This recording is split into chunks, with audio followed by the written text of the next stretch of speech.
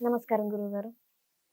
గురువుగారు అంటే నాకు ఇది నా పర్సనల్‌గా ఏంటంటే నేను ఇంట్లో పూజ గదిలో విగ్రహాలు పెట్టుకోవాలని నాకు పూజ చేసుకోవాలని ఉంటది. కానీ అది ఏ సైజ్‌లో పెట్టుకోవాలి? ఎలాంటి అంటే సాలగ్రామ విగ్రహాలా? లేకపోతే స్ఫటికంవా?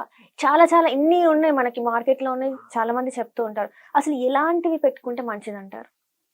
శ్రీ గురుభ్యో నమః. ఓం నమో నారాయణి.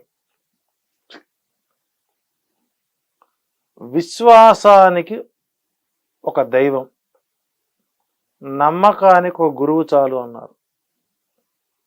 అంటే మనం విశ్వసిస్తాం కాబట్టి దైవం అనేది ఉన్నది అని మనం విశ్వసించాలి. ఎందుకంటే మనం మానవులం. ఏవం త్రయం ఏవత దైవానుగ్రహేతుకం. మానవత్వం, మనుష్యత్వం, ముముక్షత్వం, మహాపురుష సంశయ అన్నారు.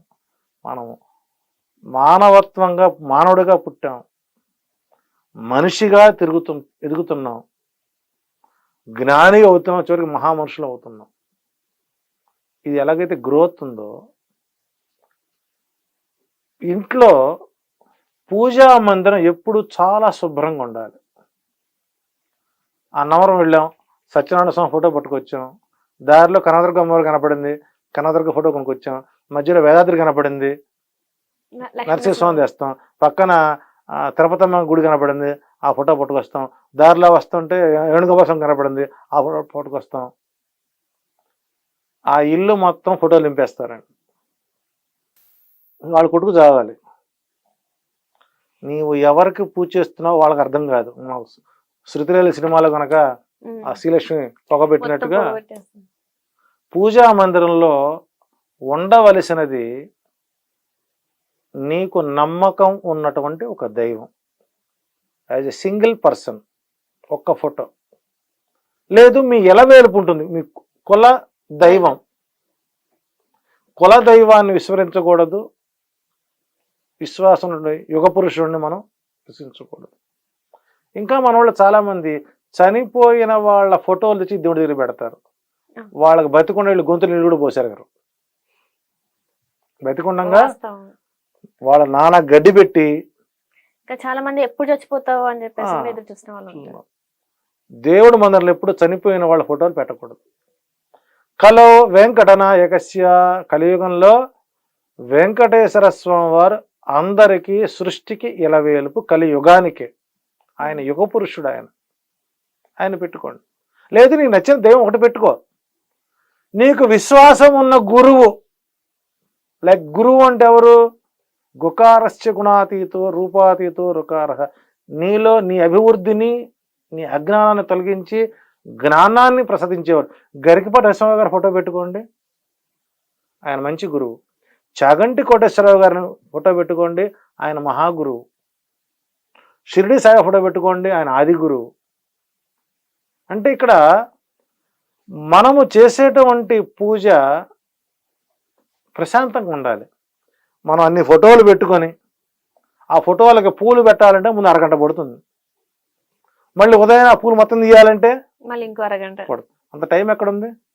అసలు ఇంట్లో పూజ చేసే అవకాశమే కష్టమైనప్పుడు మనం చేయగలిగింది ఏం లేదు. ఎప్పుడు ప్రశాంతంగా కూర్చుంటాడు? అన్నీ సవ్యంగా ఉన్నప్పుడు భగవంతుని ముందు కూర్చొని మనస్సాక్షిని హ్యాపీగా చేసుకోగలుగుతారు. మనం నిద్రలేసే సమస్యలు 10వ తారీఖులోపు ఒక మనిషి ప్రశాంతంగా ఉంటాడా? 10వ తారీఖు వరకు అసలు ఎటువంటి పేమెంట్స్ లేనటువంటి ఉంటాడు. సరే, వాడు గొప్పాడు, అలాంటి పూజ కూడా అక్కర్లేదు. కాబట్టి దైవ మందిరంలో విశ్వాసానికి ఒక గురువు, నమ్మకానికి ఒక దైవాన్ని పెట్టుకొని, లేదు నాకు విన్నట్టుగా ఎలాంటి విగ్రహాలు పెట్టుకోవాలి అని అంటే, ఇంట్లో స్త్రీలకి నెలసరి ఇబ్బందులు ఉంటాయి. అందువల్ల విగ్రహారాధన ఇంట్లో పనికిరాదు. మనం శివలింగాలు పెడుతున్నారు, సాలగ్రామాలు పెడుతున్నారు. సాలగ్రామం ఎప్పుడు కూడా నీటిలో ఉండాలి. నిత్యము తులసి ఆరాధన చేయాలి, గంధ ఆరాధన చేయాలి. అంటే శివలింగం పెట్టుకుంటారు.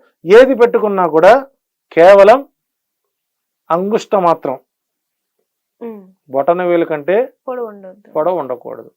అవి ఆహారం ఇవ్వకపోయినా పట్టించుకో. ఇంతకు మించి ఉందనుకోండి, నిత్య నైవేద్యం పెట్టుకోవాలి. ఇంట్లో ఉన్నటువంటి మొగుడికే సక్రమంగా అన్నం ఉండని వాళ్ళు ఎంతమంది ఉన్నారు. పిల్లల క్యారేజీలే కట్టక చూస్తుంటా నేను. ఒక డబ్బా తీసుకెళ్తా, అంకుల్ 2 ఇడ్లీ పెట్టు, చట్నీ స్కూల్ టైం పోతుంటారు.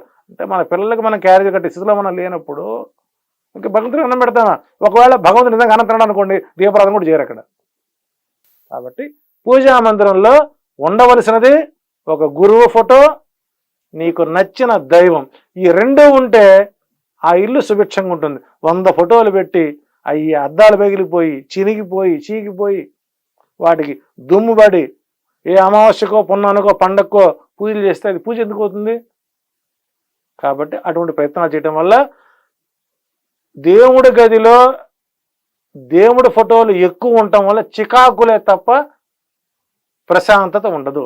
సో మీ ఇంటికి ప్రశాంతత లేదు అంటే మీ దైవ మందిరంలో అడ్డమైన దేవుడి ఫోటోలు అందరూ పెట్టుంటారు. ఐ మీన్ అడ్డమైన అంటే ఎక్కువ అని అర్థం. సో అలా కాకుండా విశ్రాంతిగా 1 లేక 2 పెట్టుకోండి, దీపారాధన చేసుకోండి, 10 నిమిషాలు హ్యాపీగా ఉండండి.